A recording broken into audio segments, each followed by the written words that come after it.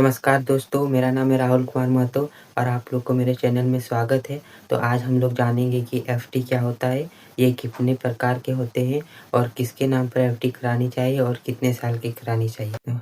तो चलिए बिना समय गवाए शुरू करते हैं। तो सबसे पहले जानते हैं कि एफडी क्या होता है। तो एफडी का पूरा नाम होता है फिक्स्ड डिपॉजिट। तो अगर आपके पास कोई अमाउंट है, मान लीजिए 10,000, 20,000 या फिर 1,00,000 है या फिर 50,000 है, तो आप अगर उसको बैंक में छोड़ देंगे तो आपको उसमें इंटरेस्ट बहुत कम मिलेगा।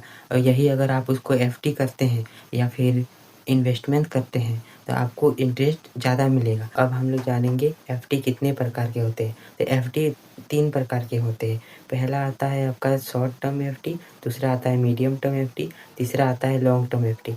शॉर्ट टर्म एफडी मतलब होता है जिसमें आप लोग 7 दिन से 1 महीने तक का कर सकते हैं। और दूसरा आता है आपका 1 साल से 3 साल तक कर सकते हैं। और आपका तीसरा आता है 1 साल से 10 साल तक कर सकते हैं, लेकिन इसमें आपको ज़्यादा इंटरेस्ट मिलता है। तो अब मैंने इसके प्रकार बता दिए। अब हम लोग जानते हैं कि एफडी क्यों कराना चाहिए।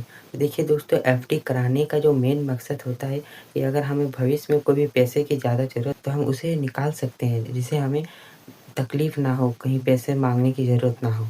तो इसीलिए हमें ज़रूरी है कराना। अब हम लोग जानेंगे कि एफडी किसके नाम पर कराना चाहिए।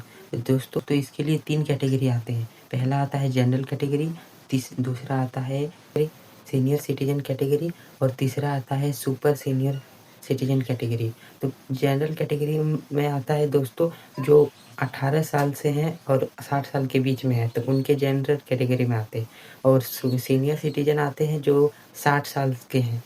और जो सुपर सीनियर सिटीज़न होते हैं वो होते हैं 80 साल। दोस्तों, वो जनरल सिटीज़न में अगर आप एफडी कराते हैं तो आपको इंटरेस्ट उसमें कम मिलेगा। उसमें आपको लगभग इंटरेस्ट 3% या 4% से लेकर आपको 8% तक मिलेगा। और वही अगर आप अगर सुपर सीनियर सिटीज़न है तो आपको उसमें 3% से लेकर आपको मिल सकता है 8% तक। वही अगर आप सुपर सीनियर सिटीज़न है दोस्तों, तो आपको उसमें मिलेगा 3% से लेकर आपको 8.20%। या अब हम लोग जानते हैं अगर किसी चीज़ की अच्छाई है तो उसको बुराई भी होती है। तो चलिए इसके अच्छाई और बुराइयाँ के जानते हैं। सबसे पहले अगर हम लोग इसको अच्छाई को जानेंगे तो इसका अच्छाई सबसे पहले जो होता है ये इसमें हमें कम रिस्क होता है। और दूसरा है हमारा इसमें हमें इंटरेस्ट पहले से पता होता है। और तीसरा है हमारा इसमें हम सेफ होते हैं इन्वेस्टमेंट में। इसमें उतना डर नहीं होता है हमारा पैसा डूबने का।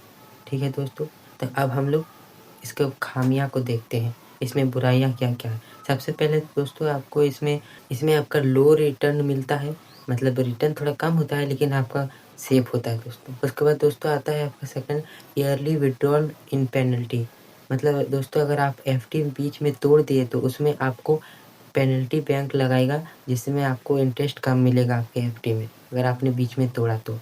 उसके बाद हमारा तीसरा जो होता है इसमें आपकी लिक्विडिटी लिमिटेड होती है। मतलब लिक्विडिटी का मतलब होता है दोस्तों अगर आप लोग इसमें पैसा इन्वेस्ट किए हैं, एफडी में कराए हैं, तो आप लोग इसमें तुरंत निकाल नहीं सकते हैं। इसमें आपको टाइम पीरियड वेट करना पड़ेगा जितने टाइम का है। और अगर वेट नहीं करते बीच में तोड़ते हैं तो आपको इसमें इंटरेस्ट कम मिलेगा। और तीसरा हमारा आता है दोस्तों टैक्स लगता है। अगर आपके एफडी में 40,000 से ज़्यादा इंटरेस्ट ये सीनियर सिटीज़न के लिए है और 50,000 से ज़्यादा इंटरेस्ट सुपर सीनियर सिटीज़न के लिए है, तो आपको दोस्तों उसमें टैक्स लगेगा।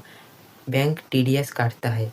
अब अगर आप लोग जानना चाहते हैं कि टीडीएस क्या होता है और ये कैसे कटता है, तो आप लोग कमेंट करिएगा, मैं उसका एक वीडियो बना दूँगा। तो नमस्कार दोस्तों, अभी के लिए बस इतना ही। तो जय हिंद।